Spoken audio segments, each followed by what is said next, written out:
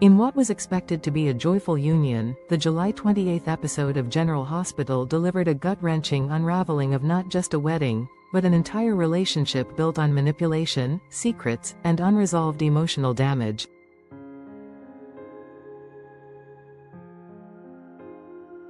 Willow Tate arrived at the church in white, prepared to start a new life with Drew Kane. But by the time the ceremony collapsed into chaos, it was clear that the only vows being exchanged were those of betrayal, disappointment, and long overdue truth. What started as a celebration ended in devastation, leaving every character involved to confront their own culpability, shame, and loss. From the moment Drew took Willow's hand and began to speak, something felt off. His promises, about regaining custody of her children, building a future together, and aging side by side, sounded less like declarations of love and more like strategic campaign slogans. Willow, trying to reconcile her instincts with her sense of duty and her desperate desire for family stability, initially listened quietly. But when Drew's romantic idealism crossed the line into control masked as devotion, her facade cracked. In that silent, breathless church, Willow finally asked the question that had been haunting her ever since whispers of Nina Reeves and Drew began circulating: had he slept with her mother? The silence that followed wasn't just suspenseful. It was telling. Drew hesitated, as if debating whether to continue with the performance or finally confront reality. When he did admit to having past feelings for Nina, the ceremony became unrecognizable. Willow's calm shattered instantly. Her rage, long buried beneath the trauma of losing her previous family with Michael, the agony of her illness, and the exhaustion of trying to hold her new life together, finally erupted. Drew tried to paint the relationship with Nina as ancient history, irrelevant now that he had chosen Willow. But his assurances rang hollow.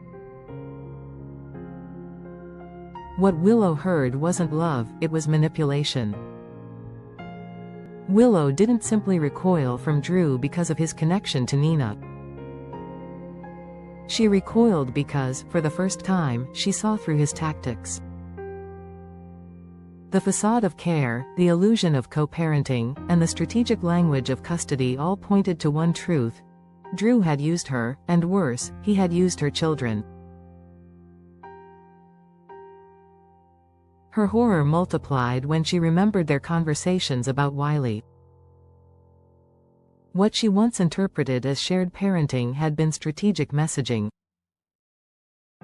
Drew hadn't merely tried to win her love, he had tried to secure her trust by engineering it through her most vulnerable point, her children. And in that moment, all trust vanished. Alexis Davis, seeing the temperature rise, had the good sense to remove Scout Kane from the sanctuary before things became unbearable. But it wasn't enough to shield the rest of the audience from the fallout. Willow, trembling with grief and mascara streaming down her cheeks, did something she hadn't done in a long time: she walked away from someone she thought she could rely on.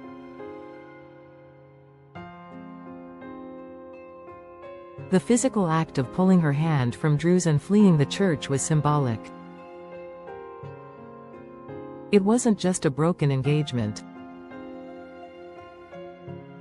It was the collapse of a false narrative that had ensnared her for months. Outside, Nina's presence ignited another explosion. Drew, angry and wounded, immediately accused her of sabotaging the wedding. His voice laced with fury, he suggested that Nina had tipped Willow off and orchestrated a calculated takedown. Nina, ever defiant yet emotionally raw, fired back with equal intensity. Their argument spiraled into personal attacks and mutual recriminations, dredging up every grievance they had ever harbored against each other. Drew tried to implicate Nina in a previous incident involving a drugged escort, a claim she scoffed at, insisting no one should believe him now. Yet beneath the bickering was a shared truth: both had lost control over the people and outcomes they tried to manipulate. Despite her usual self-interest, even Nina seemed genuinely affected by Willow's breakdown. Her expression briefly softened as she acknowledged her daughter's pain. But any flicker of maternal guilt was overshadowed by her satisfaction in watching Drew's world fall apart. Whatever grudges Nina held, toward Drew, toward Carly, toward a world that had refused her redemption, were momentarily satisfied.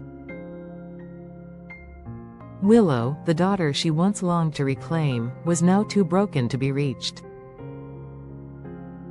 And Drew, the man who tried to play savior, stood humiliated before an audience of family and ghosts.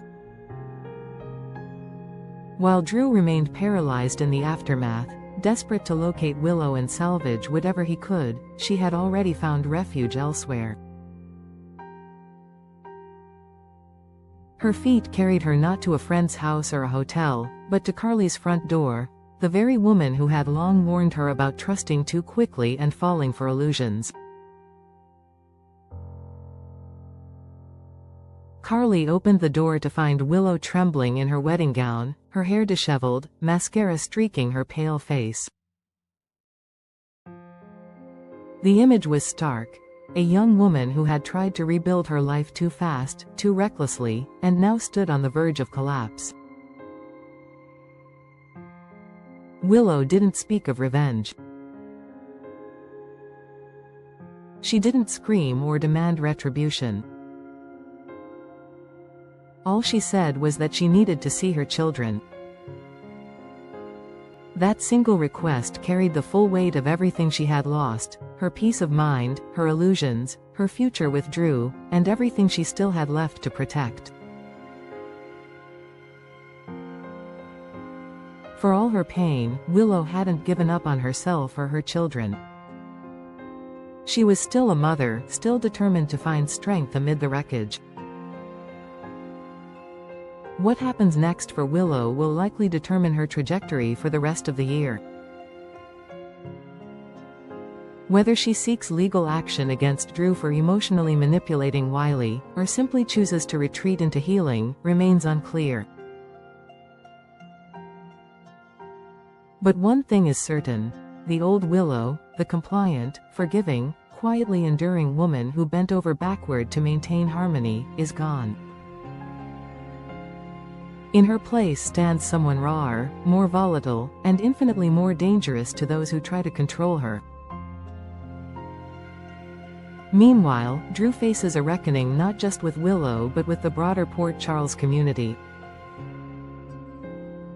His carefully curated image of stability and fatherhood now lies in shambles.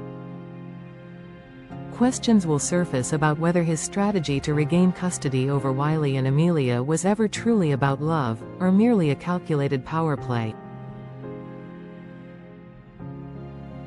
Michael, who witnessed the confrontation, will undoubtedly reflect on his own broken marriage and how close he came to making similar mistakes. Alexis, ever the protector, will likely double down on shielding Scout from the turmoil. Even Nina, briefly vindicated, is left with ashes. Her daughter has turned away again. Drew, the man she once considered an ally or even something more, now regards her as a saboteur. And Carly, who has taken in the wounded bride, may find herself once more at the center of a family maelstrom she never asked for but always manages to endure. As the dust settles in the coming days, General Hospital will pivot into examining the deeper psychological wounds that this failed wedding exposed. For now, it's not about who's right or wrong, but about who survives. The pain is raw, the betrayal's fresh, and the path forward uncertain. But if there's one thing Port Charles always guarantees, it's that no secret stays buried forever, and no wound remains unpunished. Willow's awakening may be the beginning of a war that none of them are prepared to fight. But it has begun nonetheless.